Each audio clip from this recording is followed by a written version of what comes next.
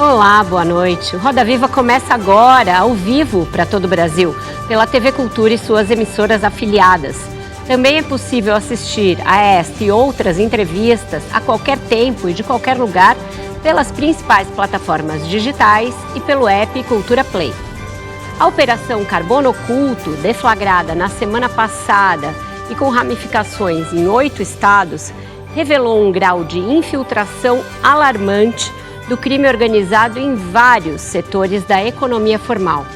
O nosso entrevistado vem atuando no combate a essas organizações criminosas há mais de 20 anos e não tem dúvidas ao atestar que o seu funcionamento hoje equivale ao das máfias.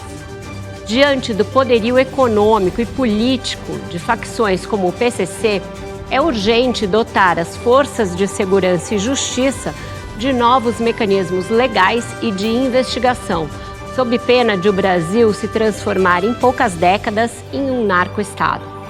Para falar sobre como o projeto de lei antimáfia, do qual ele é um dos principais autores, e do que é mais urgente para enfrentar o crime organizado no Brasil hoje, nós recebemos o promotor Lincoln Gaquia, do Grupo de Atuação Especial de Combate ao Crime Organizado do Ministério Público do Estado de São Paulo. Lincoln Gaquia nasceu em 21 de dezembro de 1966 em Presidente Prudente, no interior paulista. É formado em Direito no Centro Universitário Toledo Prudente, com pós-graduação em Direito Penal e atualmente faz o mestrado em Ciências Militares e Segurança Pública na Escola de Comando e Estado-Maior do Exército, no Rio de Janeiro. Ingressou no Ministério Público em dezembro de 1991, aos 24 anos, e atuou por anos nas comarcas de Presidente Bernardes e Presidente Venceslau. Hoje pertence ao GAECO, Grupo de Atuação Especial de Repressão ao Crime Organizado do Ministério Público de São Paulo. Para entrevistar o promotor Lincoln Gaquia, nós convidamos Luiz Adorno, repórter do UOL, Cíntia Acaiaba, editora-chefe do G1 em São Paulo, Adriana Matos, repórter especial do Valor Econômico, Aline Ribeiro, repórter especial do jornal O Globo, e Ítalo Lorê, repórter do Estadão. Voltamos ainda com as charges de alta temperatura do nosso Luciano Veronese. Boa noite, Dr. Lincoln. Muito obrigada por estar aqui conosco nessa noite, menos de uma semana depois de uma operação tão importante.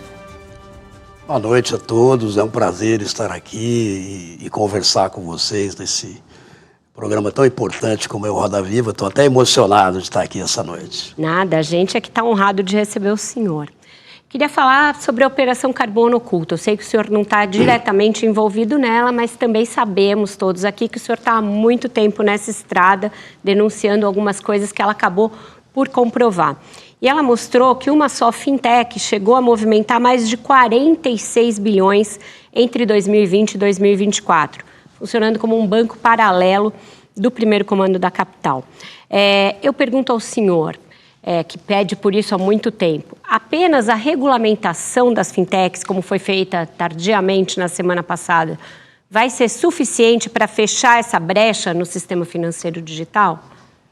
Bom, primeiro eu queria dizer, realmente eu não atuei diretamente na Operação Carbono Oculto. Eu queria parabenizar os colegas do Ministério Público, mas não só do Ministério Público, da Polícia Federal, da Receita Federal, da Secretaria da Fazenda Estadual, da Procuradoria-Geral do Estado e da Agência Nacional do Petróleo. E todas essas instituições trabalharam em conjunto para que essa operação tivesse sucesso. Eu sou um defensor há muitos anos de operação multiagências, né? Eu acho que isso que está faltando nesse país. E isso foi, eu acho que uma operação muito exitosa nesse sentido. Com relação às fintechs, né, eu já venho chamando atenção para esse problema há pelo menos 3 anos, porque nós tivemos já em outras operações do Ministério Público comprovação da utilização das fintechs, sobretudo aquelas empresas que são cadastradas como empresas de pagamento, mas funcionam verdadeiramente como uma empresa bancária e principalmente servindo aí para o anonimato dos investidores e, portanto, para a lavagem de dinheiro do crime organizado. Eu acredito que veio em boa medida essa regulamentação, e já parabenizo o ministro Haddad pela sensibilidade de rever esse tema e poder disciplinar as fintechs a partir já de ontem como empresas bancárias, como de fato elas estão operando. Eu acho que isso vai ser um avanço. Claro que isso só não basta, né? Já havia essa deficiência de regulamentação, mas a partir de agora eu creio que vai ter um trabalho muito grande em termos de fiscalização e de controle do funcionamento dessas fintechs. Então eu creio que também a própria iniciativa privada, o setor bancário e financeiro vai ter que investir alto no seu setor de compliance anticrime, aí eu digo até de compliance antimáfia, para evitar a contaminação, a infiltração das organizações criminosas na economia formal. Sim, Adriana. Boa noite.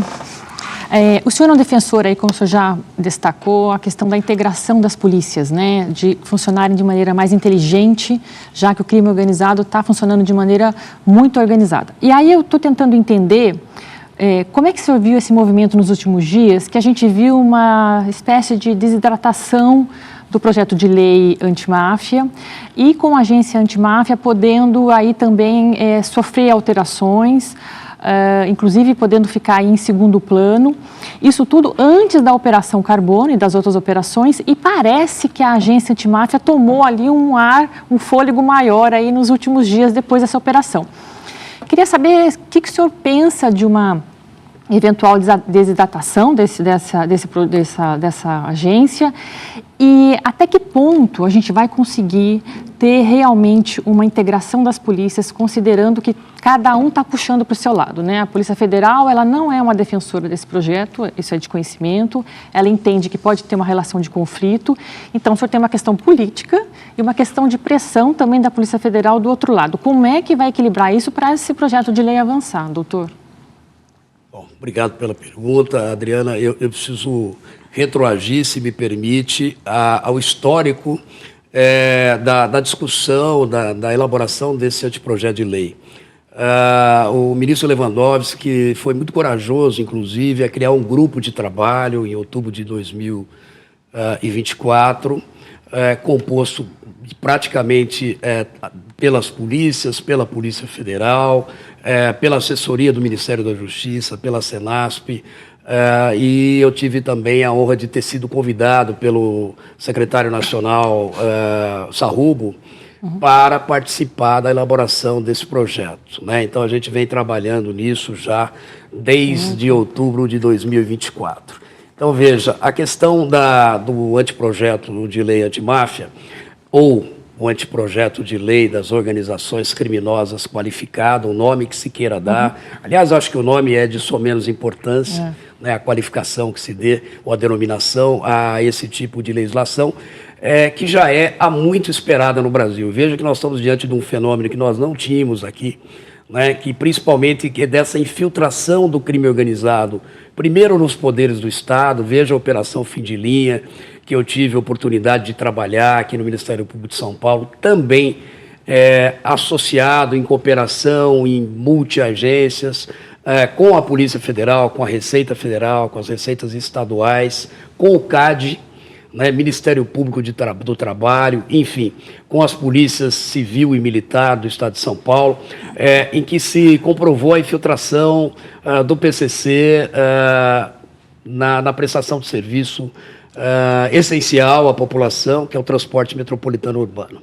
Pois bem, então, diante dessas constatações, nós verificamos que já houve um avanço muito grande do crime organizado em setores importantes, né, e infiltração nos poderes do Estado. E, diante disso, a gente precisa ter instrumentos que nos permitam fazer frente a esse novo fenômeno. Por isso que eu sempre fui um defensor de uma legislação que pudesse dar ferramentas às polícias, ao Ministério Público, para que pudesse combater esse fenômeno. E, por isso, o já batizado o anteprojeto de lei antimáfia, mas, como eu disse, nem o nome tem muita tem muita aceitação. Eu acho que é um nome bom, né? Mas eu respeito os que pensam ao contrário. Quando a gente fala de máfia, eu queria apenas exemplificar que se nós tivermos, não sou eu, o Lincoln Gaquia, que está falando, se nós tivermos uma organização que usa da intimidação pela força, pelo vínculo associativo, que tem dominação de território, que tem atuação transnacional, que tem infiltração nos poderes, né? E que tem esse funcionamento em forma de empresa, a gente está inexoravelmente diante de uma organização mafiosa. Mas não temos o risco de uma pressão de Polícia Federal e também a questão do orçamento, né? Custos financeiros para criar uma agência, e aí não dá tanto para gastar, e aí o governo começou a questionar a possibilidade de criar uma agência. Por que criar uma agência se já temos Polícia Federal? Como é que fica essa situação? Bom, veja, primeiro, eu não sei como esse projeto será encaminhado ao Congresso. O ministro Lewandowski é que vai resolver, me parece, né? E a gente não tem ainda um texto final. Eu fui um dos defensores dentro desse grupo de trabalho do Ministério da Justiça, da criação da agência. Isso não saiu, evidentemente, essa ideia não saiu só da minha cabeça. Existe uma série de outros pensadores, de outros juristas que já defendem isso.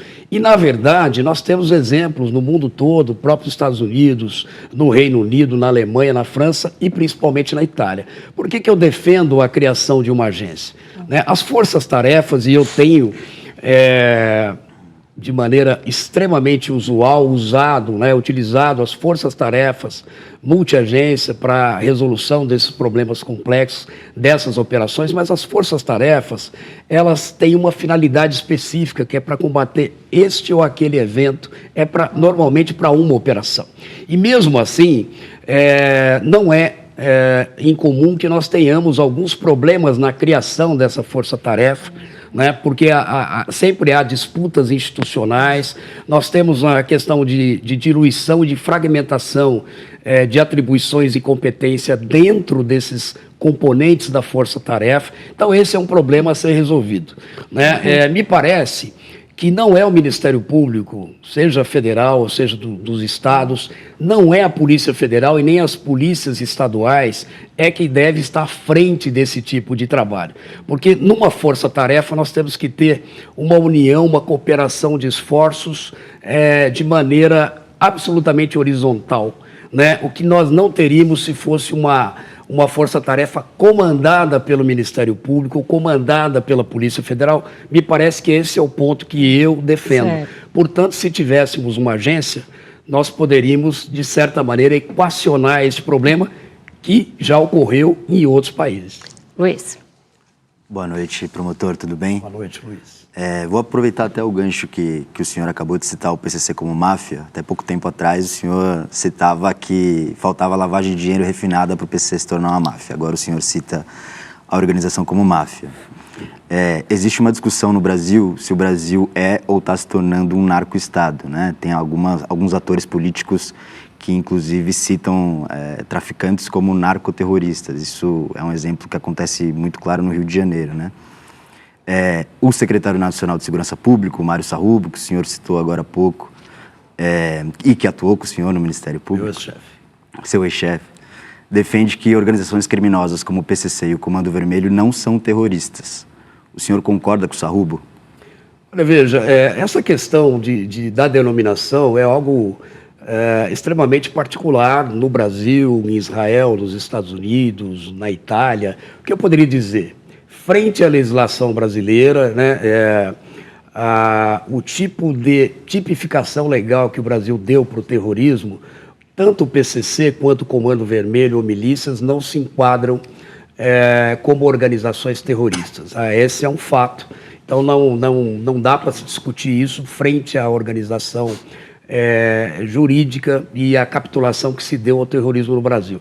O que eu posso dizer é que alguns países não se importam muito com a finalidade, e sim com a repercussão do ato, né? Ou seja, se você praticar um ato que afeta indiscriminadamente, né, centenas, às vezes milhares de pessoas, que é justamente o terrorismo, então, sem se preocupar, por exemplo, se essa ou aquela organização pretendem tomar o poder político ou mesmo agem contra algum tipo de etnia ou contra alguma religião.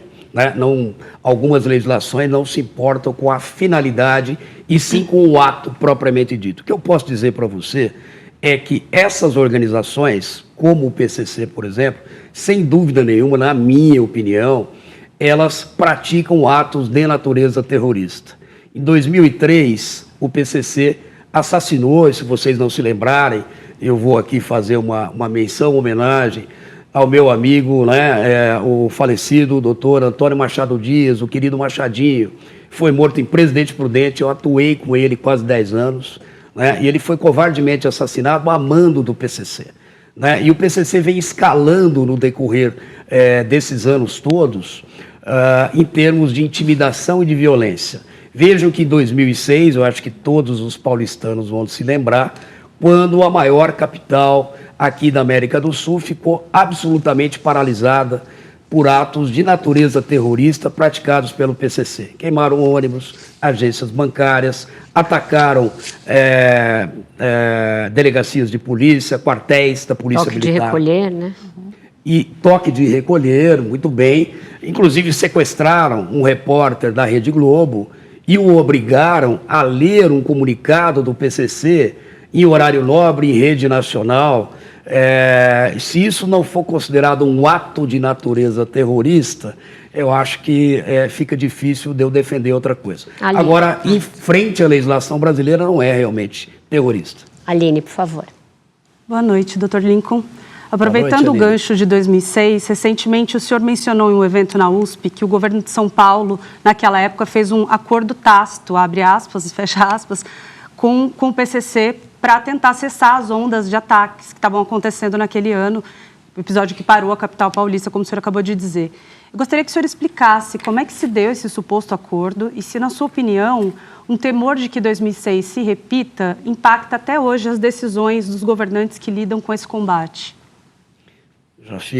Tudo bem ali, já fico desfavorecido nessa questão, porque você já assistiu minha palestra. Né? Uma parte eu vou contar, outra parte vai ficar para o meu livro que eu estou escrevendo sobre essa evolução do PCC. Mas deixando as brincadeiras de lado, que eu posso dizer para você que o PCC só tomou essa proporção, né, nessas últimas 3 décadas, absolutamente em face da ausência do Estado, né, de uma negação do Estado em relação à existência do próprio fenômeno, né, da criação e a existência dessa organização, e desprezou a sua evolução, e estamos hoje nesse estado de coisas. Então, realmente, em 2006, eu presenciei, pelo menos, porque eu era promotor, né, e ainda sou naquela região do estado, em que nós tivemos mais de 70 presídios rebelados ao mesmo tempo, e que havia uma ordem, ou pelo menos uma determinação, de que se verificasse se o Marcola estava ou não vivo. E aí o governo do estado, na época, mandou um avião do governo, junto com uma advogada, junto com o comandante da Polícia Militar e alguém da Secretaria de Administração Penitenciária, até o presídio de Presidente Bernardes, para falar com o Marcola e depois transmitir isso para outros presídios. Isso, para mim, foi, evidentemente, um acordo tácito, né, para uma trégua, ou pelo menos para o fim das rebeliões, e foi um ato, na minha opinião, de absoluta fraqueza do Estado de São Paulo. Cíntia, por favor. Oi, boa noite, doutor. Boa noite. O senhor e o Ministério Público como um todo já confirmaram que há líderes do PCC na Bolívia, como André do Rep, o Forjado, entre outros. Eu queria saber o que de fato falta para prendê-los e se agora, com uma liderança brasileira pela primeira vez à frente da Interpol, se isso pode ajudar na cooperação entre os países da América do Sul no combate ao crime organizado. Olha, e falta cooperação, né? Cooperação internacional, por isso que a agência também seria importante, a agência seria um órgão que poderia centralizar essas negociações. A Bolívia, infelizmente, ela não tem boas relações de cooperação policial com o Brasil. É sabido por todos, eu posso nominar aqui vários líderes do PCC que comandam a organização criminosa a partir da Bolívia, e isso não é de agora. O Gilberto Aparecido Santos, o Fuminho, que é um dos maiores narcotraficantes da América do Sul, ele ficou mais de 20 anos escondido, na verdade, supostamente escondido, mas vivendo livremente na Bolívia. E hoje, as informações que eu tenho é que André do Rep, Cebola e outros criminosos, Sérgio Freitas, líderes do PCC, ainda vivem lá. Então eu penso que falta realmente uma cooperação internacional. Claro que tomara que a presença de um brasileiro, e aí eu já parabenizo, né, o Brasil por ter aí essa oportunidade de ter pela primeira vez na história um delegado da Polícia Federal que está presidindo, né, dirigindo a Interpol, mas me parece que o próprio governo brasileiro também deve estabelecer essas negociações. E quando eu falo essas negociações, eu não falo só frente à Bolívia. Acontece que a Bolívia é hoje um dos maiores fornecedores de cocaína para o Brasil e para o mundo, né? Porque uma parte da cocaína, ou grande parte da cocaína que passa pelo Brasil para a Europa, ela sai da Bolívia. O resto vem do Peru e da Colômbia, mas grande parte sai da Bolívia. Por isso que a gente precisaria de um esforço de cooperação internacional para que pudéssemos minorar esse problema. Pelo menos nos entreguem os nossos criminosos que são procurados e que já estão há muitos anos na lista de difusão vermelha da Interpol. Ítalo, por favor. Boa noite, Dr. Lincoln. Boa noite a todos. Bom, doutor, chama a atenção no caso das operações recentes que vários dos alvos, eles não são exatamente membros do PCC. Ou seja, eles não foram batizados para se utilizar o jargão do crime e passaram desse modo a integrar a facção de fato. Em vez disso, esses alvos eles seriam espécie de parceiros do PCC nesse mundo do crime, alguns atuando inclusive da Faria Lima, a partir da Faria Lima, que é o principal centro financeiro do país. Minha dúvida é, esse modelo de atuação mais híbrido, digamos assim, ele dificulta as investigações por parte do Ministério Público e tende a intensificar a infiltração do PCC em setores da economia formal ao longo dos próximos anos? E se sim, quais setores, por favor? Olha, realmente dificulta, Ítalo, essa é uma constatação. E isso também nos faz enxergar como essa organização ela evoluiu de 1993 até hoje, porque até então, pelo menos na primeira para a segunda década, nós só tínhamos o crime organizado praticado por integrantes do crime organizado ou pelo que eles chamam de companheiros, que eram criminosos, que não eram batizados, mas que corriam junto ou que então colaboravam com o PCC. Mas a entrada do PCC, a partir de 2017, efetivamente como organização criminosa, do tráfico internacional de cocaína para a Europa, ela otimizou e ela possibilitou, face aos recursos que aumentaram muito, veja que são bilhões de euros recebidos pelo PCC em cada remessa de droga que encaminha para a Europa, e esse dinheiro tem que entrar de alguma maneira na economia formal. E para isso, não era suficiente você se valer apenas de integrantes do PCC ou de companheiros. E aí vem as figuras, né, do associado, ou do colaborador, ou do operador financeiro. O exemplo maior foi, um dos primeiros exemplos, foi do Antônio Vinícius Gritzbach, o nosso réu colaborador, que acabou sendo assassinado, né, no maior aeroporto aqui da América do Sul, por um ato determinado pela facção criminosa PCC. Então, realmente, está ocorrendo um fenômeno hoje, que é a associação do PCC a outros grupos criminosos, né? Alguns de natureza violenta e outros não. E a gente está falando de grupos criminosos, por exemplo, ligados ao setor de combustíveis, como ocorreu na Operação Carbono Oculto, e também ao próprio setor financeiro.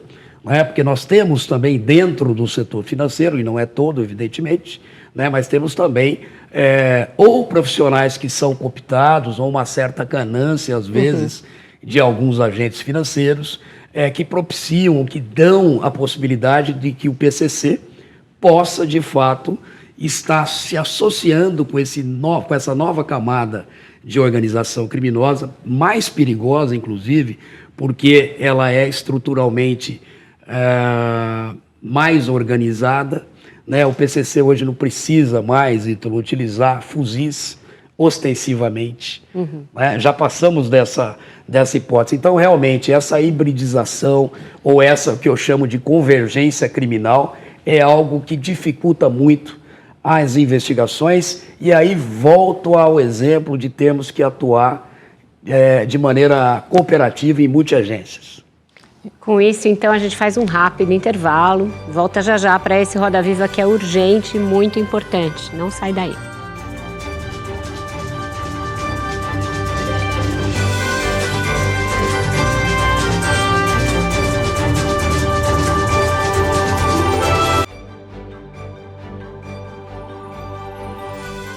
Inovação que conecta. Bradesco.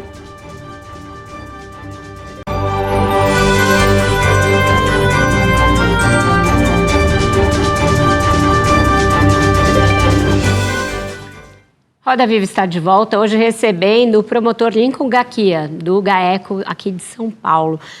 Doutor Lincoln, o senhor falava agora um pouco da sofisticação econômica que o PCC atingiu nos últimos anos, mas a gente sabe que também é crescente a infiltração da facção na política, dominando partidos inteiros, em várias cidades dominam os diretórios desses partidos, conseguem eleger bancadas, tem já alguma presença nos executivos municipais, e a gente sabe que o céu é o limite para esse tipo de tentativa de financiar eleições e de colocar integrantes na política.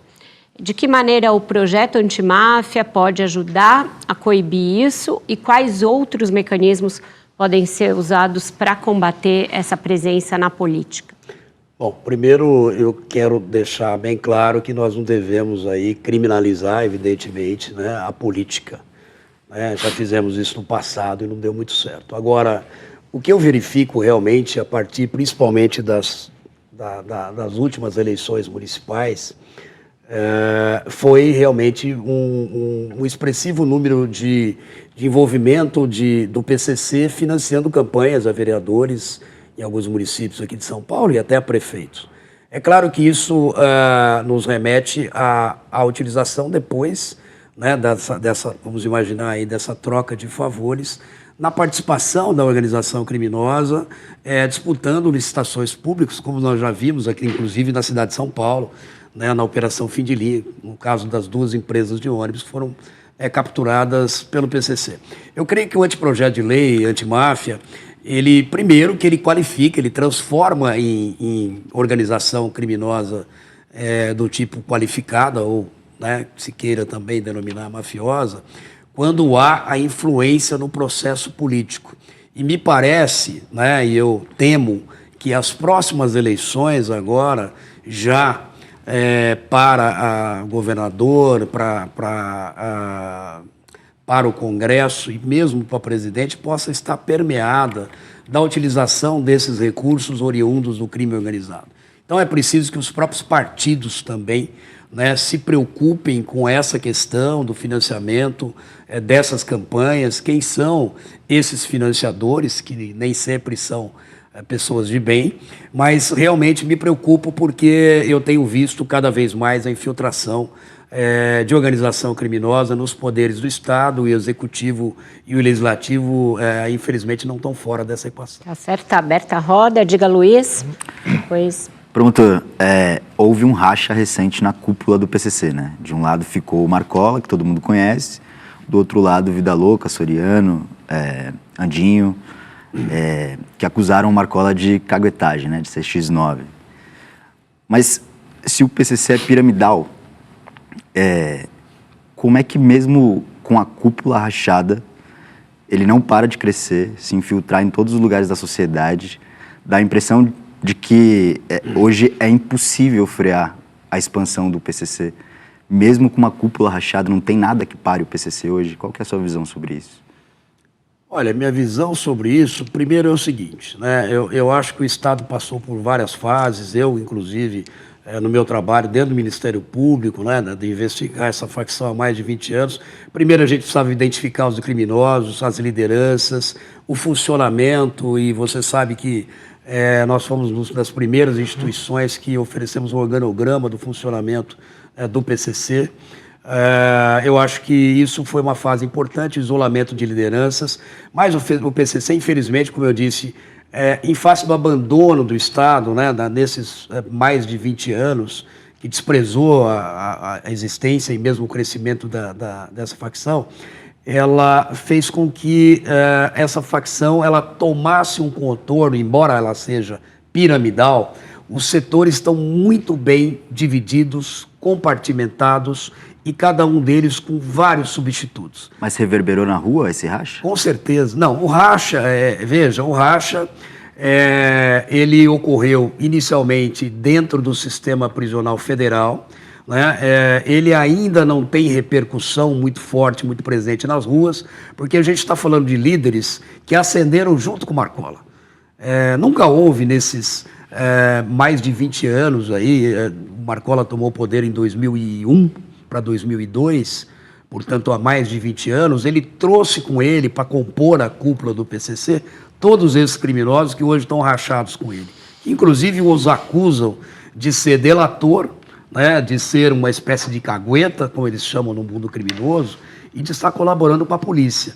Então, isso vai ter um efeito a médio e longo prazo, mas os setores do tráfico de entorpecente, dessa infiltração, porque isso depende vamos dizer, da capilaridade e das redes que se formam nas diversas sintonias do PCC com outros criminosos ou organizações criminosas, como foi o caso da máfia dos combustíveis.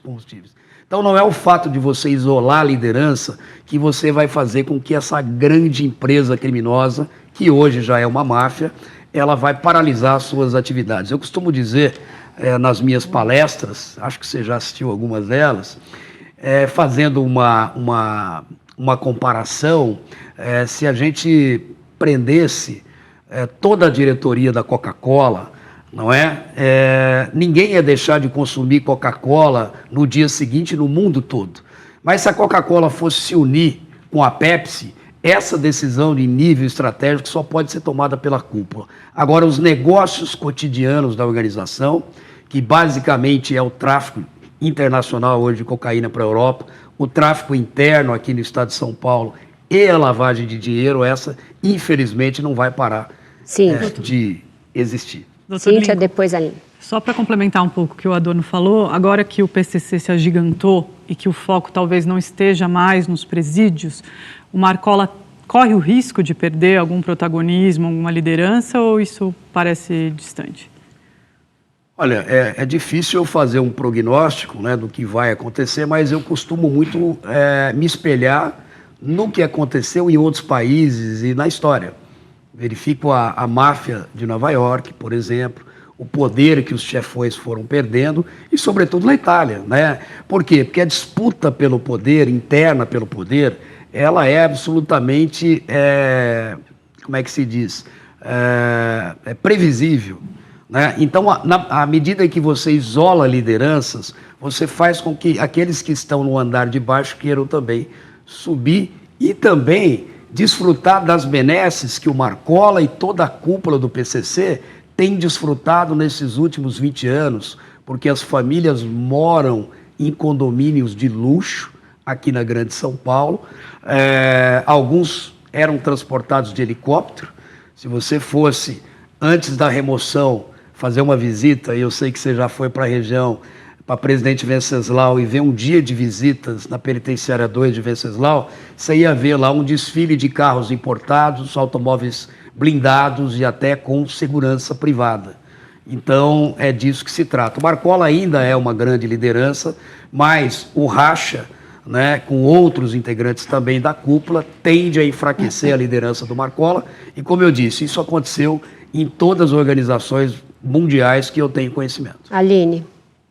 Doutor Lincoln, voltando para a política, eu queria entender se o senhor sabe me dizer qual é a extensão da infiltração do PCC no Poder Executivo e Legislativo Municipal.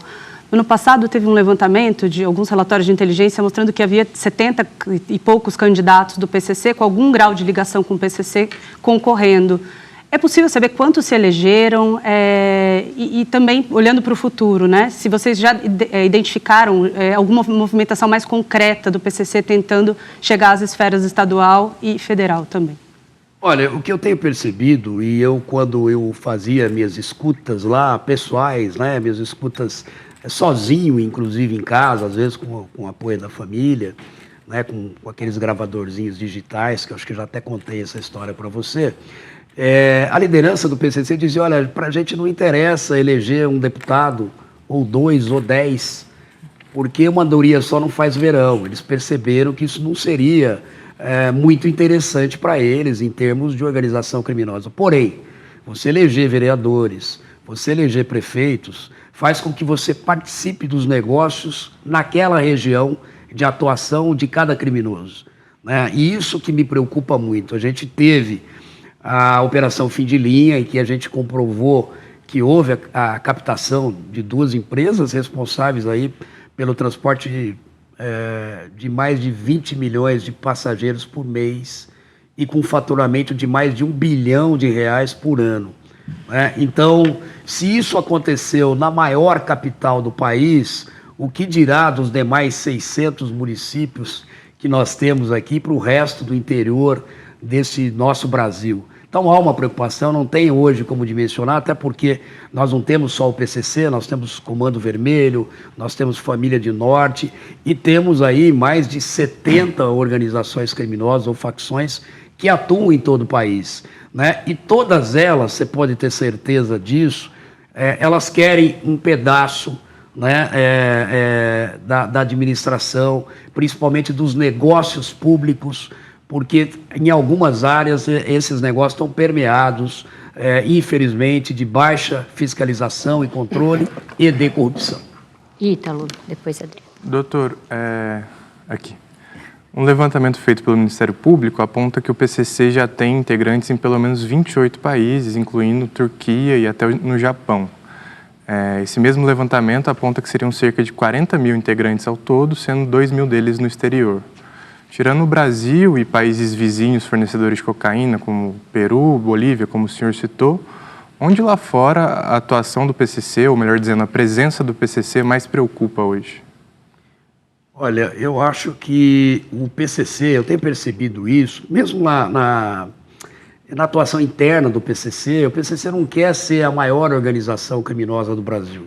Eu costumo dizer que ele está aonde ele precisa estar, nas fronteiras que ele acha que é mais favorável, né, para a dinâmica do seu negócio, que é o tráfico internacional. Eu, quando descobri, por exemplo, que nós tínhamos mais integrantes do PCC no Rio Grande do Norte do que no Paraná, isso me assustou, do que no Mato Grosso do Sul, porque na minha cabeça, enquanto eu não tinha essa estimativa, a Tríplice Fronteira era a região, né, com maior índice de presença do PCC, né? E por que eles estavam já, em alguns anos atrás, em maior número no Rio Grande do Norte e outros estados do Nordeste, já por conta dos portos e da facilidade de escoamento da droga para a Europa. Então, o que preocupa hoje, primeiro, o fato do PCC estar presente em quase toda a América do Sul, o fato do PCC estar presente hoje na Colômbia e no México também me assusta, porque eles não estão lá em guerra com os cartéis colombianos e com os cartéis mexicanos. Pelo contrário, estão associados, né? Já houve comprovação de presença de integrantes de cartéis mexicanos aqui em São Paulo, na região portuária de Santos, e mais, né? Há poucos meses atrás, Portugal apreendeu um submergível com 6 toneladas de cocaína, que seria destinada à Europa, em que tinham, acho que, 2 peruanos, 2 brasileiros e 2 portugueses, né? Então, isso mostra como essa organização ela tem um poder de associação com outras organizações e máfias. Então, a presença do PCC hoje na Europa não preocupa a mim, preocupa aos europeus. Eu estou sendo demandado quase que semanalmente pelos portugueses, pelos italianos, né, por alemães, por policiais do Reino Unido, dos Países Baixos. Eu estive 5 vezes na Itália nos últimos 2 anos, né, sempre em troca de informações com os procuradores antimáfia que estão extremamente preocupados com o avanço do PCC na Europa. Aliás, acho que eles têm mais preocupação do que o governo brasileiro como um todo. Adriana. Doutor, se a gente for pegar os setores que estão destacados ali, como tendo atuação do PCC ou de laranjas ligado a eles, a gente tinha revendas, né, por muito tempo, os postos, as usinas, distribuidoras, especialmente na última operação. A gente está ouvindo falar de padaria, 2 padarias em São Paulo, Lava Rápido, no processo que eu olhei hoje, já tinha um Lava Rápido no litoral norte de São Paulo, loja de conveniência, 18 lojas de conveniência, distribuidora de alimentos, tem uma distribuidora de alimentos, ou seja, a gente está indo para uma área de serviços muito ampla. Quando a gente conversa com pessoas na rua, sempre aquela dúvida, será que eu estou comprando gasolina adulterada? Será que não estou indo numa padaria que está com... Que produto é esse? De onde está batendo na casa das pessoas, né? Tinha uma percepção lá nos anos 90, 2000, de que era uma coisa distante, não batia na casa das pessoas. Tem uma preocupação maior por conta de serem negócios do dia a dia das pessoas, não é só combustível, digamos assim. Sim. Eu queria entender o que está acontecendo, por que a entrada desses laranjas, será que a entrada desses laranjas não pode, na verdade, ser até um ponto frágil? Porque são operações muito simples, essas operações com os laranjas, troca de empresas entre eles. Queria uma análise do senhor sobre isso. Olha, tem um ditado na Itália que diz o seguinte, né, o problema e a máfia está tão arraigada na sociedade italiana, que os italianos dizem, o problema não é quando a gente vê um mafioso na esquina ou então à frente de um negócio que a gente eventualmente está ali consumindo alguma coisa. O problema é quando nós não enxergarmos mais os mafiosos à nossa frente ou ao nosso redor. E me parece, espero que o pãozinho esteja também batizado, né, ou adulterado. Eu acho que, na verdade, o que está havendo é que essas associações criminosas, os criminosos hoje eles querem diversificar o seu ramo de atuação. Então, pode ser uma padaria, pode ser qualquer outro comércio, pode ser, por exemplo, o ramo de administração de carreira de artistas, né, na área musical, na área de esses influencers, etc. Pode ser uma profusão muito grande de setores. Também? As bets, então, essas eu acho que são a bola da vez. Mas veja só. O senhor já identificou alguma coisa relacionada com as apostas esportivas em alguma operação que a gente possa acompanhar para frente? Eu já identifiquei, mas não posso te contar. Na verdade, o que eu posso dizer é o seguinte, essa não é uma constatação minha. Toda vez que há uma deficiência de regulamentação legal, baixo controle, baixa fiscalização, alta lucratividade e baixo risco, certamente o crime organizado vai estar presente. Dr. Lincoln, e eu não duvido que eles já estejam nas bets. A gente tem, sim, indícios grandes de lavagem de dinheiro utilizando as bets e utilizando influencers também que fazem propaganda de bets. Isso tudo que o senhor descreve aqui passa para o nosso espectador, mesmo para nós, uma sensação de que nesses 20 anos eles correram enquanto nós andávamos, às vezes para trás.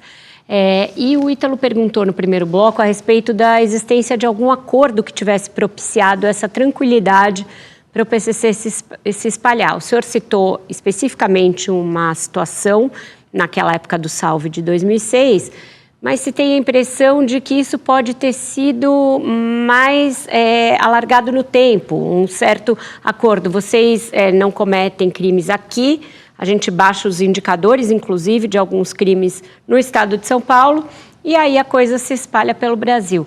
Inclusive, eu sempre sou indagada a esse respeito por jornalistas ou por fontes de outros estados. Como vocês deixaram o PCC se expandir a partir de São Paulo? O seu livro vai trazer alguma explicação para esse fenômeno também? Olha, primeiro eu queria dizer eu ia falar em primeira mão, é até um pleonasmo, né? Na verdade, são 2 livros. Por coincidência, eu estou escrevendo um livro com o meu amigo, o jurista Valfrido Vardi, que é sobre segurança pública e sobre as máfias no país, como é que nós podemos resolver esse problema da infiltração nas máfias do país. É um livro de caráter um pouco mais técnico, com diagnóstico e algumas propostas de solução. E eu estou escrevendo paralelamente isso também, um livro que conta esses 20 anos de combate, de trajetória. Não é exatamente uma biografia, mas é um livro que eu pretendo mostrar também, né, como eu desenvolvi o meu trabalho de maneira inicialmente solitária e depois contando com um apoio muito maior, né, das instituições, sobretudo do Ministério Público, mas que essa minha história nos 20 anos, Vera, ela meio que se confunde com o desenvolvimento do PCC, e eu percebo de maneira muito clara que houve sim um acordo tácito, né, nessas últimas décadas, principalmente no estado de São Paulo. O estado de São Paulo é sim responsável por esse fenômeno. Por quê? Num primeiro momento nós tivemos uma absoluta negação. Eu me lembro que havia um secretário, inclusive oriundo do Ministério Público, que dizia: o PCC é a criação da imprensa. Né? E o PCC, de fato, infelizmente, ele ocupou um território, face à ausência do Estado, ele pacificou o sistema prisional. Né? Então, num primeiro momento, Vera, ele fez com que as mortes dentro do sistema prisional diminuíssem. Isso eu vou contar, porque eu fazia em Presidente Bernardes, em 1992, 4, 5 júris por mês, do município que tinha lá 15 mil habitantes, né? Minha primeira comarca. Não era usual você ter tantos homicídios, eram todos dentro da penitenciária.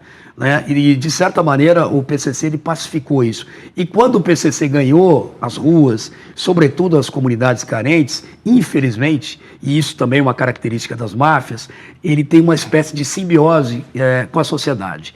Ele se aproxima da sociedade, ele fornece nas comunidades carentes o que o Estado não fornece. Né? E às vezes, ou por poder de intimidação, ou mesmo por uma simpatia à própria organização, os moradores, inclusive, nem acionam a polícia ou mesmo o Estado, eles recorrem ao PCC, por exemplo, para resolver os seus problemas cotidianos. Dia a dia. Então, isso eu acho que é uma constatação de que houve, sim, infelizmente, e isso, claro, que também reverbera, de certa maneira, na diminuição dos índices. Porque, veja só, grande parte do número de homicídios nesse país está diretamente ou indiretamente ligado à disputa por pontos do tráfico de entorpecente. Tem espaço para mais uma, Cíntia, foi que eu vi primeiro. O levantamento anterior do Senapem fala que só o São Paulo é o único estado com uma única facção máfia, que é o PCC. Isso, então, contribui para essa queda de indicadores de criminalidade, diferentemente dos outros estados? Não, veja, eu quero deixar bem claro uma coisa, né? Não é o PCC em si que fez diminuir os índices de criminalidade, muito pelo contrário, né? As polícias têm trabalhado, militar, civil, incessantemente, o próprio Ministério Público.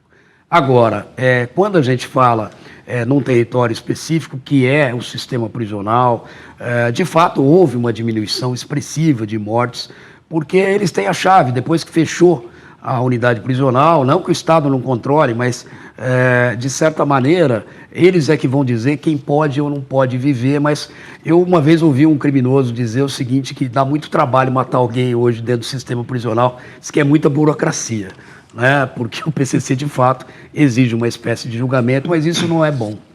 Né? E quando a Senapem ela indica que nós só temos uma organização realmente hoje em atividade do Estado de São Paulo, isso também é preocupante, porque 85% do sistema prisional não é dominado pelo PCC, mas ele tem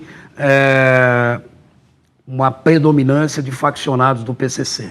E outros 25% são de ex-faccionados ou de inimigos do PCC. Eu acho que isso não é bom para o Estado, né? E não é mais fácil de controlar também, porque eles já atingiram, como eu disse, o status de máfia, e essa hegemonia pode parecer, num certo momento, que causa uma tranquilidade, mas eles podem também virar a chave de um momento para o outro e causar um caos ou uma intranquilidade social. Sim. A gente vai fazer mais um breve intervalo e volta já já com o promotor Lincoln Gaquia. Você não sai daí.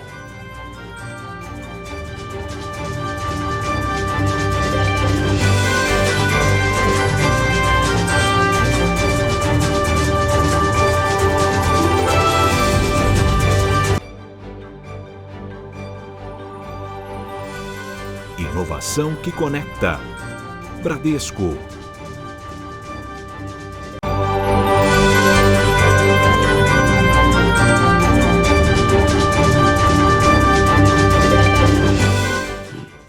Roda Viva está de volta, hoje recebendo o promotor Lincoln Gakia.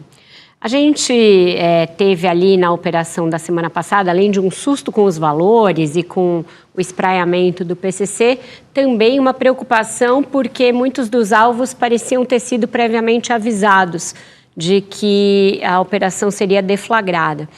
Eu imagino que vazamentos sejam uma constante no trabalho dos senhores. Qual é o grau de infiltração das organizações criminosas nas forças de investigação?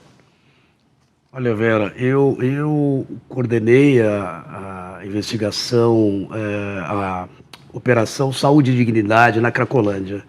Nós tivemos ali participação da Receita Federal, da Receita Estadual, da Procuradoria-Geral do Estado, do CAD, do Ministério Público do Trabalho, e nós tivemos 1.430 policiais que participaram daquela operação. Nós não tivemos vazamentos também, né? Eu acho que a questão do vazamento, né, que está sendo noticiada em relação à operação do setor de combustíveis, ela precisa realmente, de fato, ser investigada, mas eu acho que isso não tira a importância e o brilho da operação. Veja que nós tivemos, só aqui no estado de São Paulo, mais de 350 mandados de busca e apreensão. Eu estou falando aí mais de 250 CNPJs e mais de 80 pessoas físicas. Do universo de 14 apenas mandados de prisão, com 6 mandados que foram frutíferos. Então foi muito material apreendido, muita documentação, muita contabilidade, celulares, computadores, então isso vai gerar realmente uma base de conhecimento muito grande. Com relação ao vazamento em si, é difícil, né? Você verifique que são 3 operações que ocorreram concomitantemente, 2 da Polícia Federal e outra aqui em São Paulo também, com o Ministério Público, mas também com a participação da Polícia Federal. Outras instituições também participaram, então veja que houve um esforço aí, praticamente um esforço nacional, porque eram mais de 8 estados. Então eu não acho até estranho que possa ter ocorrido algum tipo de vazamento, mas isso não tira o brilho da operação e mais, né? Também não dá para se atribuir a essa ou aquela instituição a responsabilidade pelo vazamento. Mas, por exemplo, o senhor citou o delator, o Vinícius Gritzbaum, e ele foi morto e houve participação de policiais nisso. Eu queria saber, nas polícias, no Ministério Público, nas forças de investigação, como que o crime entra e em que grau ele está infiltrado. Infelizmente ele está infiltrado, né? E eu não quero generalizar que a infiltração é na polícia, mas primeiro é nas polícias. Porque é quem está na ponta. Por uma questão muito simples, né? É que está na linha de frente do combate, é que tem o contato direto com o criminoso e, portanto, é a primeira a ser cooptada ou ameaçada, né? Quando não cede à cooptação. E aí não estamos livres também o Ministério Público e não está livre também o Poder Judiciário. Veja, voltando à questão de que nós estamos diante de uma máfia. Para que se tenha uma máfia, eu acho que eu já mencionei quais são os requisitos, mas eu vou recapitular: dominação de território, associação com vínculo de intimidação, a corrupção de agentes públicos, atuação transnacional e infiltração dos poderes do Estado. Sem esses requisitos, nós não estamos diante de máfia. Então, portanto, e nós tivemos aqui também em São Paulo, gostaria de lembrar a Operação Tácitos, que é decorrente da delação do Antônio Vinícius Gritzbaum, que mostrou que alguns agentes da polícia estavam, de fato, trabalhando para o crime organizado. E veja, sem a presença desses agentes naquelas regiões, o PCC não poderia operar e se desenvolver como ele se desenvolveu. Doutor. Depois vai, Adriana, depois você. Tem alguma conexão da delação do Vinícius, que o senhor bem a conhece, acompanhou?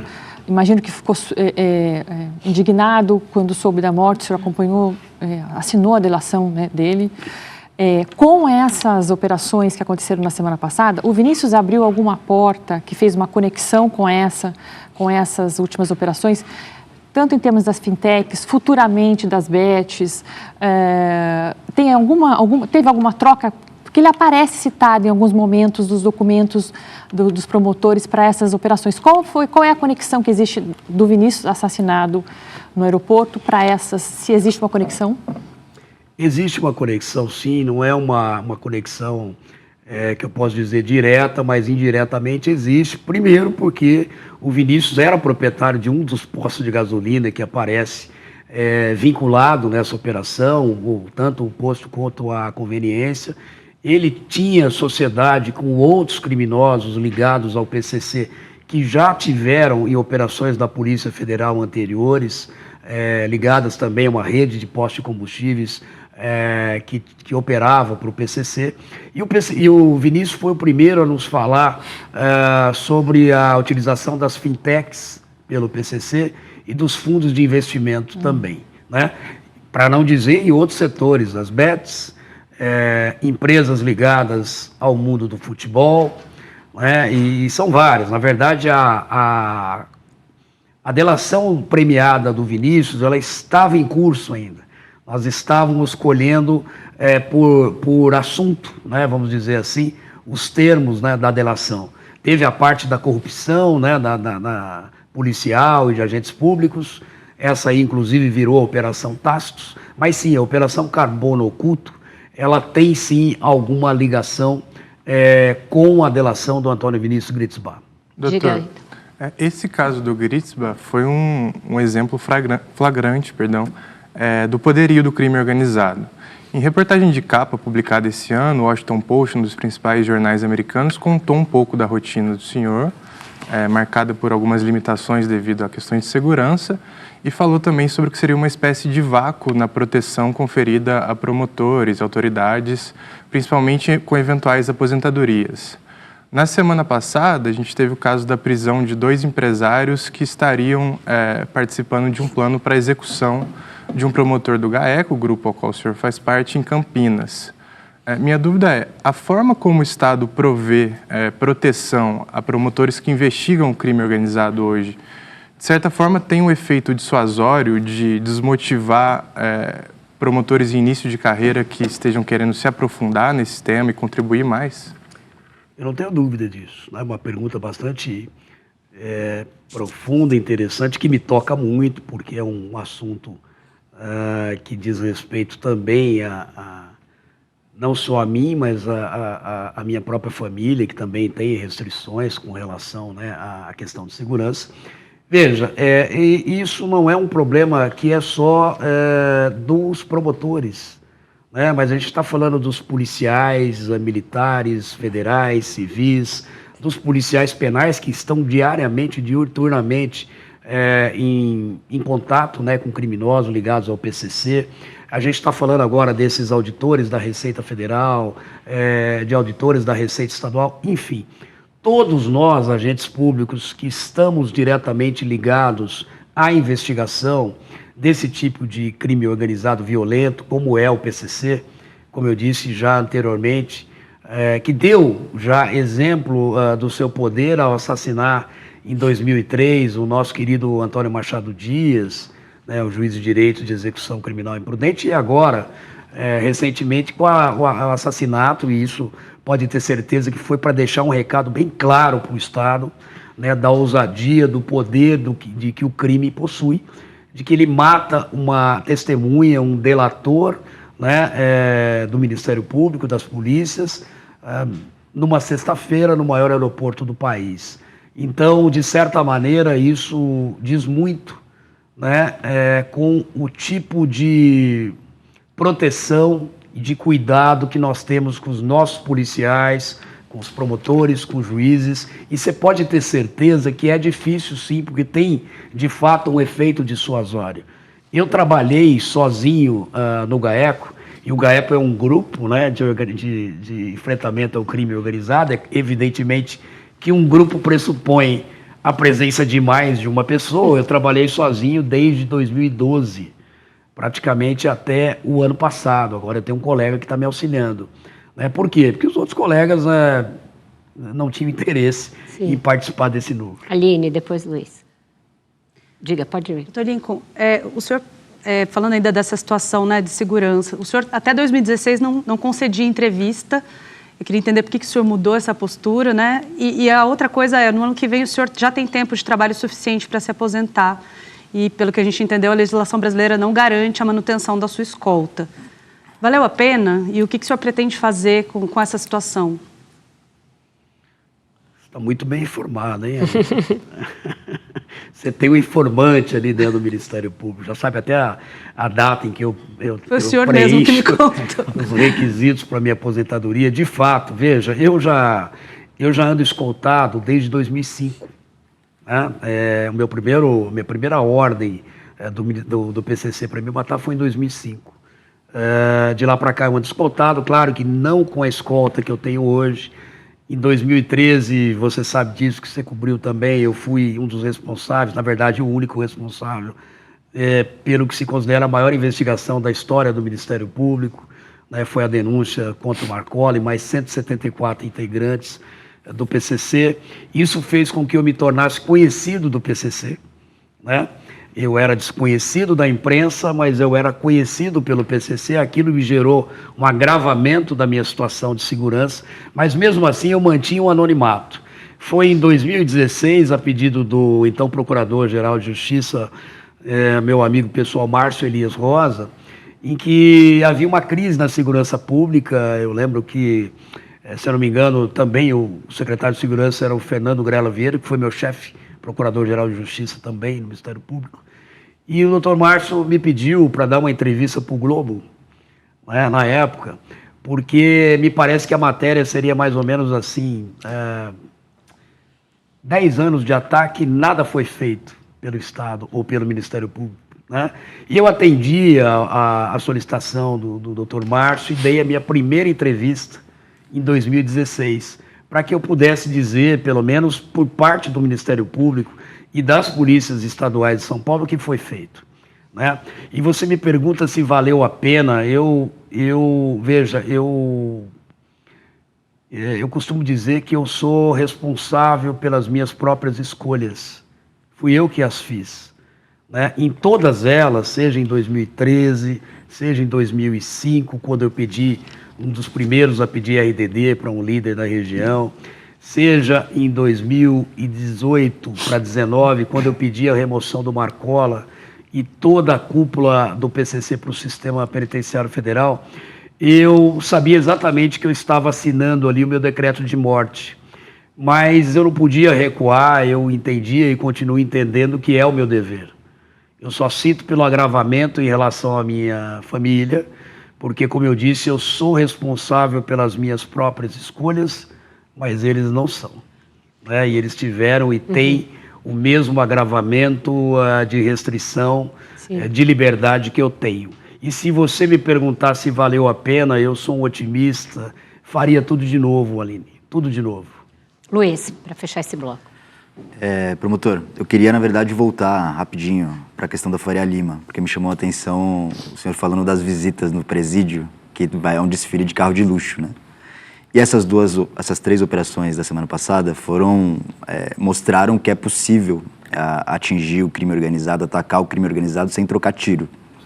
Recentemente, aqui em São Paulo, na Baixada Santista, teve as operações Escudo e Verão, que também, segundo o governo, eram para atacar o PCC. Essas operações terminaram com 84 mortes. A população periférica relata que não houve aumento na sensação de segurança e o tráfico internacional não sofreu grandes consequências. Inclusive, agora, o PCC deve estar, nesse momento, transportando alguma carga de cocaína, né? E aí, operações ostensivas são importantes para combater o crime organizado e o crime, no geral, no dia a dia, né? Mas hoje, ainda vale a pena investir nesse tipo de ação policial, com tantas mortes em favelas, enquanto os QGs dos grandes criminosos não estão nas periferias? Olha, eu acho que são 2 realidades diferentes, mas que precisam ser enfrentadas. Nenhuma morte, seja de criminoso ou seja de policial, é bem-vinda e nem esperada. Né? Mas eu sou um defensor, né, das operações que sejam precedidas de investigação prospectiva, de inteligência, para que a gente possa atingir o objetivo com o menor dano possível. Nem sempre isso é possível quando a gente tem, principalmente, regiões que já são dominadas territorialmente, infelizmente, por facções criminosas, e alguns pontos da Baixada Santista, infelizmente, já são. Né? Talvez você me dê uma ideia aí de, quem sabe, fazer um trabalho naquela região, né? Um próximo trabalho naquela região. Mas, deixando bem claro, né? Eu acredito que nenhuma morte, seja de criminoso ou seja de policial, evidentemente, ela é esperada e nem bem-vinda. Né? E quando a gente faz essas operações, e aí eu volto à operação da Cracolândia, que é hoje a operação que tem me dado aí um sentimento de que nós estamos no caminho certo. É uma operação de uma região extremamente delicada, e contou já, e você sabe disso, com de 1.800 a 2.000 usuários frequentando aquela região por dia, e nós fizemos uma operação sem disparo de um tiro sequer de bala de borracha, com 1.400 policiais envolvidos. Né? Então é isso. Com isso, então, a gente faz mais um rápido intervalo e volta já já com o Roda Viva com o Dr. Lincoln Gakia.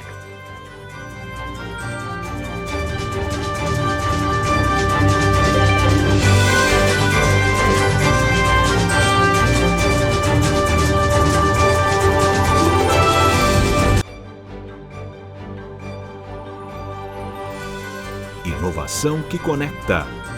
Bradesco.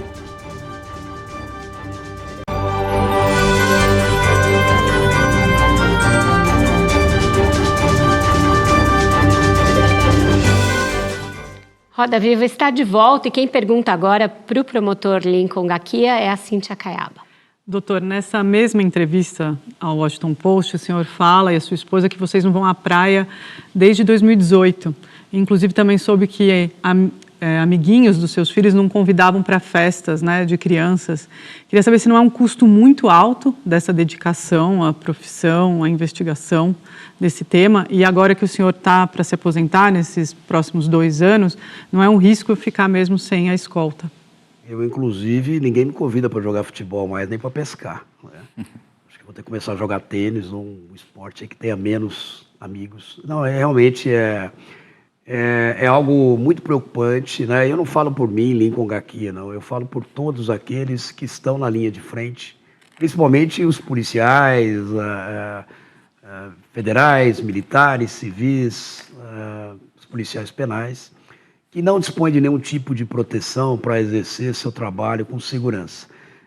No meu caso específico, no caso do Ministério Público, na verdade de todos, nós não temos nenhuma lei no país que nos garanta a segurança, seja na ativa, seja na aposentadoria. O que tem no caso do Ministério Público e do Poder Judiciário são resoluções do CNJ e do CNMP, que nos garantem esse tipo de segurança, claro, né? Se houver o risco, uma equipe vai analisar se existe risco e se necessita de escolta. Mas é preciso, para que a gente possa fazer frente a esse tipo de investigação e ao poder financeiro dessas organizações, que nós tenhamos uma legislação que nos dê garantias de que possamos continuar a investigar, que vamos ter proteção do Estado, que não seremos abandonados pelo Estado à própria sorte, e, sobretudo, na aposentadoria, porque eu já estou também no 3º ou no 5º final da minha carreira, né? E eu não tenho nenhuma garantia de que terei a proteção de escolta depois de aposentado. E não vamos imaginar que o crime organizado vai me esquecer ou vai me perdoar porque eu simplesmente me aposentei. Né? Eu vou dar um exemplo aqui do Pedrosa, que foi o diretor da Casa de Custódia de Taubaté, foi o diretor da Casa de Detenção de São Paulo, que foi assassinado covardemente depois de 6 anos da sua aposentadoria. Doutor Lincoln, o senhor citou aí vários ex-secretários de segurança que são oriundos do Ministério Público de São Paulo. Tem agora o doutor Sarrubo, que está lá no Ministério da Justiça. A gente tem o ministro Alexandre de Moraes, que a partir de amanhã vai dominar as atenções aí do Brasil, que também foi promotor em São Paulo. Tem uma certa ali a atratividade, parece, do Ministério Público para uma carreira ligada à política ou de ascensão aí nos quadros do Poder Executivo e do Poder Judiciário. O senhor tem alguma pretensão nesse sentido?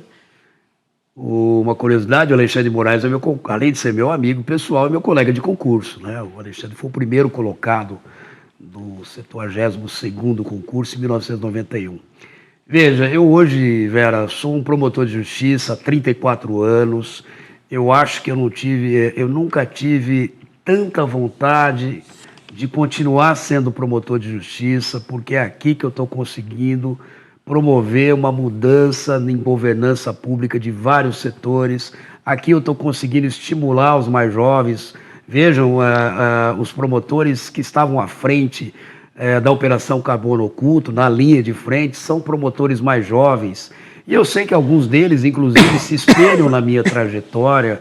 Eu faço muita palestra em faculdade e eu vejo muitos alunos na Faculdade de Direito dizendo que gostariam de seguir a carreira do Ministério Público para combater o crime organizado. Então, hoje eu estou preocupado realmente em exercer a minha função de promotor, exercer com muita responsabilidade, com muita gana, que eu acho que eu tenho, pelo menos por enquanto, eu ainda tenho um pouquinho de gás para continuar nessa batalha. Tá certo, está aberta a roda, diga, Adriana. Doutor, duas perguntas, duas respostas rápidas. O senhor pensa na possibilidade de deixar o país caso não tenha algum tipo de apoio ali, de proteção, especialmente por conta da sua família? Primeiro ponto. O segundo ponto o senhor acompanha há décadas a mente do criminoso, de alguma maneira, né? Conversa com psicólogas, psiquiatras, e a gente ouve de famílias muito aquela informação do... Ele disse que ele só estava fazendo o trabalho dele ao matar X pessoa, ou ele está aqui só defendendo o trabalho dele. Se não fosse ele, seria um outro que teria cometido o crime, né? E aí traço de psicopatia, né? Como as psicólogas e estudiosos falam. Eu queria entender um pouco como é que o senhor vê isso, porque passa pela mente humana ou não, ou simplesmente... e também essa questão da sua aposentadoria fora do Brasil? Olha, é uma perspectiva, né? Espero que eu não seja obrigado a pedir asilo político em outro país depois da minha aposentadoria, porque fui abandonado pelo Estado brasileiro. Eu realmente espero que não só eu, mas qualquer outro colega, seja policial, promotor, juiz, enfim, que esteja na mesma situação, disponha de segurança. Porque vocês podem ter certeza que se isso não acontecer, nós não teremos mais evolução no combate ao crime organizado, principalmente ao crime organizado do tipo mafioso, que é o que nós estamos enfrentando hoje.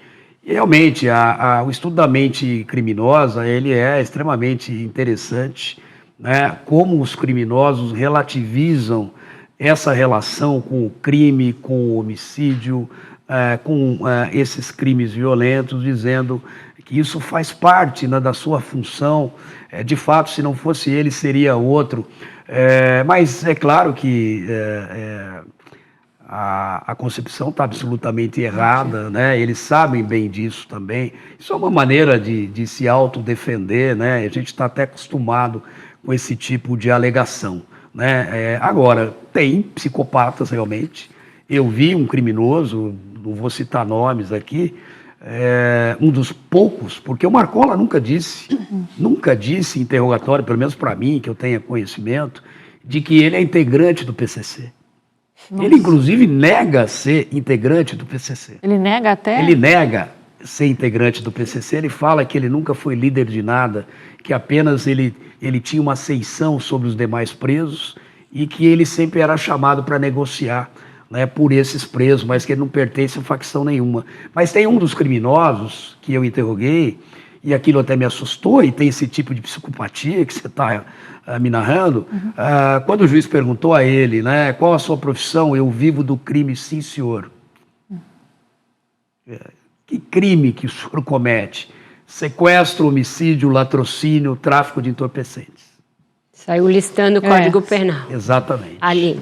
Dr. Lincoln, o Brasil é o país da América Latina com o maior percentual de pessoas vivendo sob regras do crime organizado, né, impostas pelos grupos criminosos, segundo um estudo recente de 4 pesquisadores americanos. Pelos dados, 20% da população brasileira vive sob essas regras. E a gente está falando majoritariamente de pessoas que moram em áreas periféricas e que não podem se dar o luxo de chamar a polícia para resolver uma briga entre família ou uma briga com um vizinho, porque para o crime não interessa que a polícia entre nas comunidades e atrapalhe os negócios. O senhor acha que ainda é possível reverter essa interferência do crime organizado nas vidas cotidianas? Olha, eu tenho que acreditar nisso, né, Aline? Eu sou um otimista por natureza. Eu acho que, parafraseando o Giovanni Falcone, em que ele dizia que a máfia é um fenômeno humano e como fenômeno humano ele tem início, meio e fim.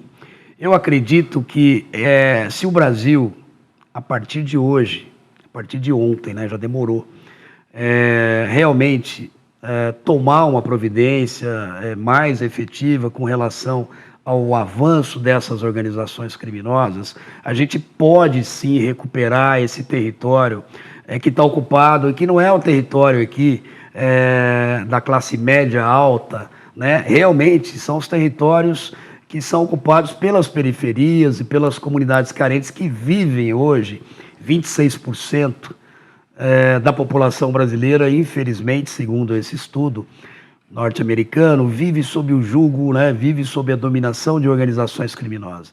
Eu acho que é possível resgatar a dignidade e a liberdade desses cidadãos, né, que, embora não tenham recursos financeiros, têm o direito, né, de ir e vir e de não ser comandados pelo crime organizado. Luiz. Promotor, quando a cúpula do PCC foi transferida dos presídios aqui do interior de São Paulo lá para os presídios federais, em fevereiro de 2019, eu lembro que o então governador João Dória e o então presidente Jair Bolsonaro tentaram, de alguma maneira, capitalizar, assim, tentaram ter algum ganho político com essas transferências, sendo que, na verdade, foi uma recomendação do Ministério Público, inclusive assinada pelo senhor, que teve uma decisão judicial que transferiu esses membros do PCC. Agora a gente tem visto, nos últimos dias, o Tarcísio também rivalizando com o Lula. Até que ponto isso atrapalha no que é importante para a população, que é a manutenção da segurança das pessoas? Tá, só fazendo uma retificação, não foi uma recomendação do Ministério Público, eu fiz um requerimento para a transferência da liderança do PCC, do Marcolli e toda a liderança, para o Sistema Penitenciário Federal. Esse requerimento foi feito aqui na capital de São Paulo, na vara de execuções, a primeira vara de execuções criminais aqui de São Paulo, e foi deferido por um juiz de direito aqui, o coordenador dessa vara de execuções criminais.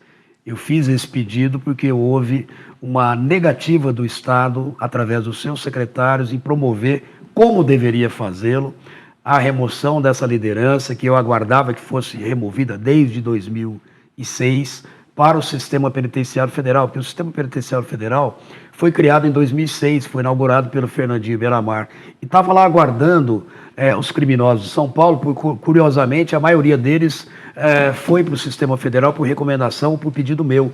E eu vou listar aqui o primeiro deles, o Piauí, né, o Roberto Soriano, em 2012, Piauí, foram os 2 primeiros membros importantes do PCC removidos para o Sistema Penitenciário Federal a meu pedido. Temos o Andinho, temos o Abel Pacheco, enfim, até culminar em 2018, novamente com uma negativa do Estado de São Paulo, em que simplesmente desistiu de fazer a remoção, e eu fui compelido a fazê-lo sozinho. E eu me encontro na situação que estou hoje muito por essa omissão na época do Estado de São Paulo, tá? Deixando isso bem claro. Com relação a essa disputa do governador Tarcísio, do governador Lula, eu acho que você deve estar fazendo referência justamente às operações relativas aos combustíveis. Aí eu quero dizer o seguinte, nenhum nem outro está errado, né? Por quê? Porque nós tivemos a participação efetiva, sim, da Polícia Federal, da Receita Federal, do COAF, que são órgãos ligados ao governo federal, portanto era legítimo que o presidente Lula, e esperado, comemorasse, o sucesso da operação. E nós tivemos aqui no estado de São Paulo também um apoio total do governador Tarcísio, como ocorreu também na operação da Cracolândia, e tivemos a participação das polícias também, militar e estadual, civil, aqui no apoio. Nós tivemos também a participação muito importante da Secretaria da Fazenda, da Cefaz e da Procuradoria-Geral do Estado. Então, eu acho que não vejo com muitos problemas de que essas duas autoridades do Executivo, o governador Tarcísio e o presidente Lula, comemorem o sucesso dessa operação. Eu até acho que nós deveríamos ter mais comemorações como essa, não só envolvendo o presidente e um governador do estado de São Paulo, mas de outros estados do país.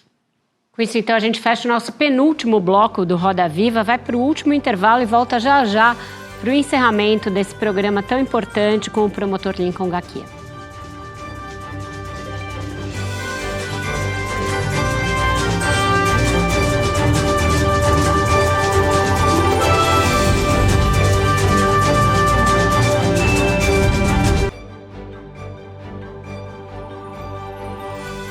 Inovação que conecta. Bradesco.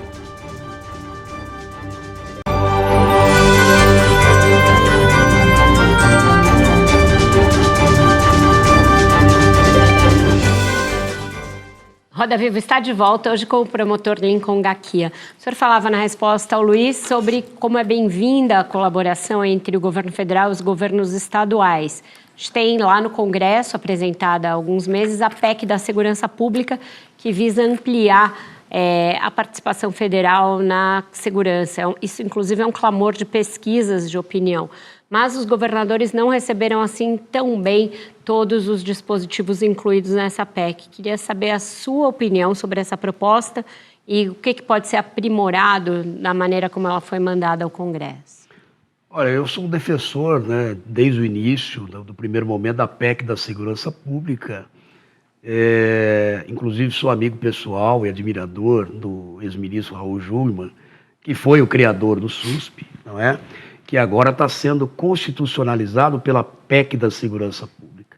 Eu acho que a PEC vai ser importante no sentido de que vai trazer uma coordenação nacional em termos de política pública, de troca de informações, por exemplo, de centralização ou troca de informações importantes relativas à segurança, unificação de critérios de formação, de polícias, etc. Então, acho que tudo isso é importante. Tem um ou outro ponto que eu acho que precisa ser talvez melhorado pelo Congresso. Eu acho que um deles, se me permite, né, com todo o respeito à Polícia Federal, que é, sem sombra de dúvidas, uma das polícias mais bem qualificadas do mundo, né, do Brasil, com certeza, mas não me parece ser a melhor opção de você conceder, por exemplo, como está na PEC da Segurança Pública, uma atribuição praticamente exclusiva da Polícia Federal para a investigação de crimes transnacionais, interestaduais ou com repercussão nacional, mais os casos de facções e milícias, ou seja, praticamente todo o combate do crime organizado. A gente está justamente defendendo integração e veja que nós temos hoje em torno de 12 mil policiais federais e a gente tem um contingente de mais de 600 mil policiais militares e civis no Brasil todo. A gente precisa integrar essas forças e não agir de maneira fragmentária ou de dividir esses esforços. Ítalo. Doutor, em blocos anteriores o senhor acabou mencionando a Cracolândia, mas a gente acabou não se aprofundando tanto nesse tema. Com esse novo enfoque, novo não, mas na verdade um enfoque contínuo do PCC no tráfico internacional, em dinâmicas mais rentáveis, como os esquemas de adulteração de combustíveis, essas dinâmicas mais localizadas, como o fornecimento de droga para a Cracolândia, elas acabaram ficando em um segundo plano. E um outro ponto, assim, em relação às cebolas, que eram as mensalidades, ou são as mensalidades cobradas por facções dos faccionados para prover ali as dinâmicas internas da facção. No caso do PCC, por conta desses lucros com esses lucros de diversas formas, essas cebolas foram abandonadas? Bom, começando pelo final, né? O PCC não cobra mais a mensalidade que eles chamam de cebola, né? Porque o lucro com o tráfico internacional é tão gigantesco, exponencial, que fez com que eles deixassem de lado não só a cebola, que é a mensalidade, como as rifas, que também eles faziam bimestralmente e todo integrante ou familiar tinha que adquirir. De qualquer forma, com relação à Cracolândia, eu queria dizer uma coisa, né? O que nós fizemos, né, em termos de multiagência na Cracolândia foi desnudar todo um ecossistema criminoso que não era só o tráfico de entorpecentes. Veja que nós tínhamos ali outras organizações criminosas, claro, num território dominado pelo PCC, pelo tráfico do PCC, sobretudo na favela do Moinho, mas tínhamos ferros velhos, desmanches, hotéis, empresas de celulares, de antenas, tínhamos questões de corrupção e mesmo de milícia naquela região. O importante é que o modelo de atuação utilizado na Cracolândia, que é esse modelo de diagnóstico desse ecossistema criminoso, ele pode ser exportado e como foi para outras investigações. A Operação Carbono Oculto é um exemplo típico de ecossistema criminoso envolvendo esse mercado ilícito de combustíveis, mas também ligado com o mercado financeiro e economia formal. Dr. Lincoln, o senhor não é um especialista no Rio de Janeiro, o senhor atua no estado de São Paulo, mas como um estudioso do crime, eu imagino que o senhor deva se debruçar sobre essa situação de um território tão assim ocupado pelo crime organizado. Qual é o nó ali que não se consegue quebrar esse domínio territorial das facções nas comunidades no Rio de Janeiro? Olha, eu acho que o Rio de Janeiro começou muito bem com as UPPs. Era uma iniciativa que, se tivesse sido levado adiante, mas não só com a presença das UPPs nas favelas, nas comunidades carentes, mas também com a presença do Estado, seguindo imediatamente após as UPPs. O próprio Beltrame disse isso. Foi prometido a ele que os serviços do Estado, principalmente os de caráter social, viriam na sequência e não vieram. O Rio de Janeiro acabou sendo contaminado, e veja que nós tivemos governadores presos, prefeitos, presidentes de Assembleia Legislativa, deputados, vereadores, diretores de polícia, todos presos. Então a infiltração do crime organizado carioca, seja ele de facções como o Comando Vermelho, TCP, ADA e as milícias, chegou num nível crítico, muito grande, em que se mistura praticamente a economia formal com a economia ilícita. Então eu acho que o que precisaria haver ali é uma depuração interna das instituições, e em seguida uma retomada do território, mas uma retomada precedida de prognóstico, de uma inteligência que permita não punir o cidadão que mora naquelas comunidades carentes. Eu acho que eles também têm medo de intervenções que acabam vitimando, justamente não só criminosos, mas também a população de bem. Sim, a Aline tinha pedido. Falando em Rio, historicamente o PCC e o Comando Vermelho tinham uma boa relação, que foi rompida em 2016. Eles tentaram uma trégua recentemente, até anunciaram essa paz, e em abril romperam de novo. Eu queria saber se já dá para entender qual o impacto direto disso nas ruas, se eles começaram a se matar de novo, por exemplo, e se a gente corre o risco de que isso ajude a reverter a tendência de queda de homicídios que a gente tem visto no Brasil desde o pico lá em 2017, exatamente por causa dessa guerra. Olha, Aline, realmente o PCC era um parceiro de primeira hora do Comando Vermelho, mas essa relação de parceria, até porque o Fernandinho Beiramar, ele esteve preso junto com Marcola, com Roberto Soriano e outros líderes do PCC, lá em Presidente Bernardes, no RDD, eles tiveram um contato muito próximo, e isso fortaleceu uma aliança que depois acabou sendo rompida, porque eles reclamavam que os integrantes do Comando Vermelho, por exemplo, não honravam os negócios, e aí o PCC tinha que arcar com essa despesa. E na verdade, também, isso começou a aflorar quando as duas organizações partiram para um avanço interestadual, ou seja, as duas facções começaram a crescer fora dos seus estados de origem. Uma coisa engraçada que ninguém comenta quase, e eu tive a oportunidade de ver isso em andamento, foi quando a guerra do PCC com o Comando Vermelho, lá no final de 2016, eclodiu. Primeiro, o PCC mandou da Penitenciária 2 uma carta para o Sistema Penitenciário Federal, por Marcinho VP, dizendo, olha, nós estamos sofrendo aí mortes de integrantes do Mato Grosso, na região do Acre, do Amazonas, etc., e vocês precisam fazer alguma coisa. Foi quando foi respondido pela liderança do Comando Vermelho que eles não tinham autoridade sobre os faccionados de outros estados, que eles tinham autonomia, diferente do PCC, que é o PCC do estado de São Paulo, em qualquer outra unidade da federação. Então, o que o Fernandinho Beiramar, aliás, o Marcinho VP acordou com o PCC, foi que nenhum criminoso seria morto no Rio de Janeiro do PCC.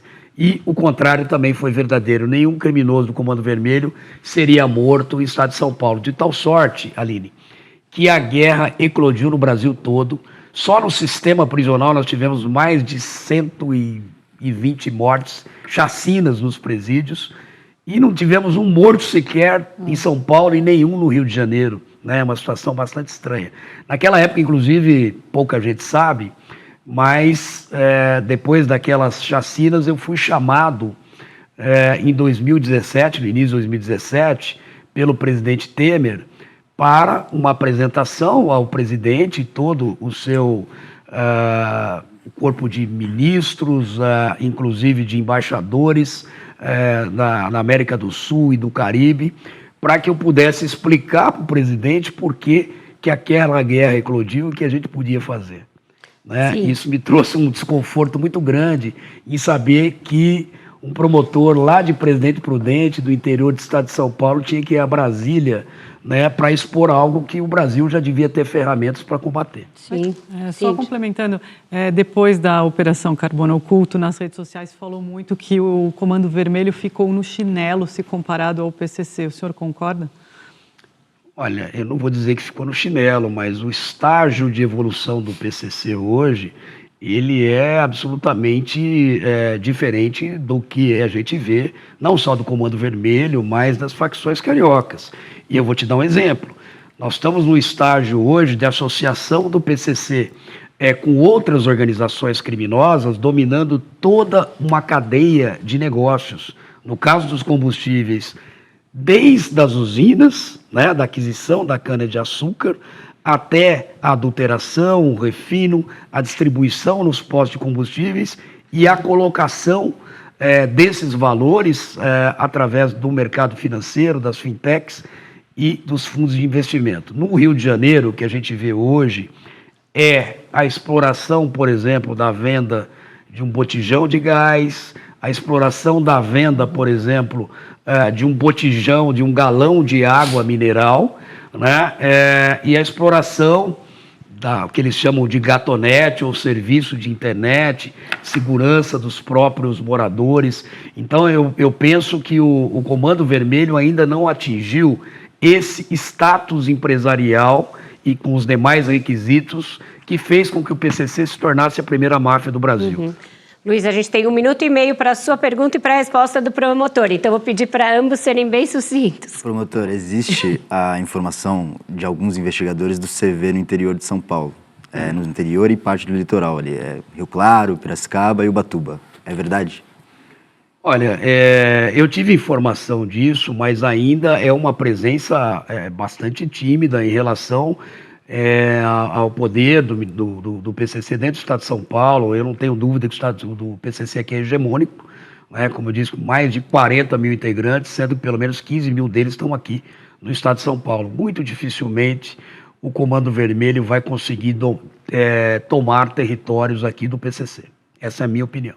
E já que sobrou um pouco menos de 1 minuto, o senhor acha que a cartelização do crime organizado no Brasil pode ser usado como um pretexto para novas sanções contra o Brasil por parte dos Estados Unidos, que estão dizendo que estão preocupados com isso na América Latina?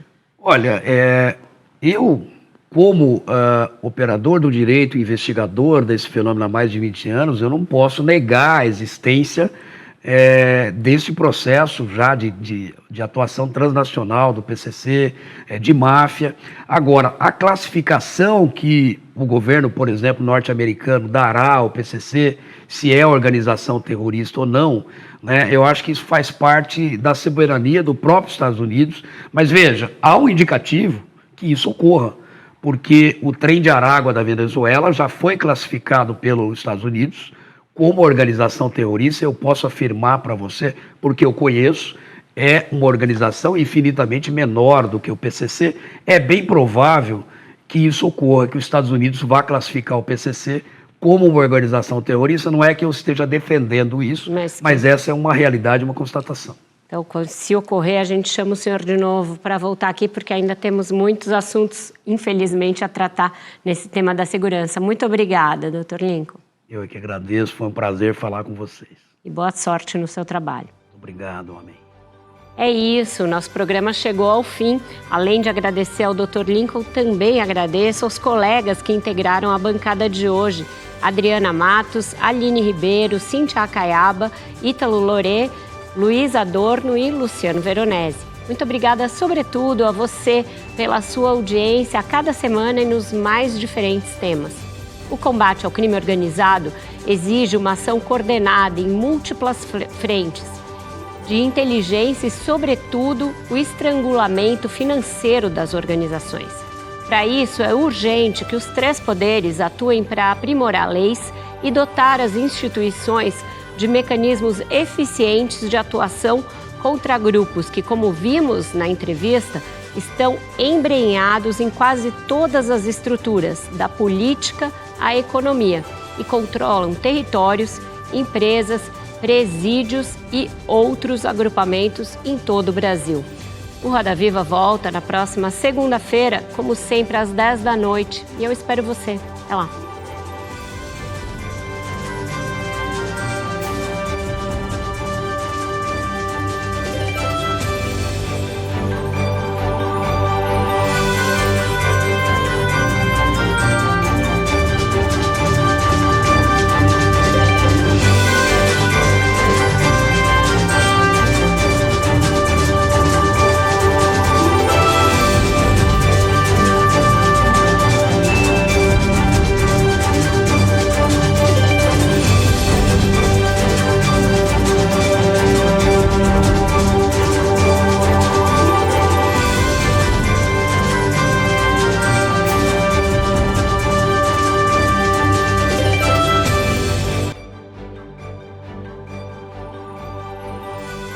Inovação que conecta. Bradesco.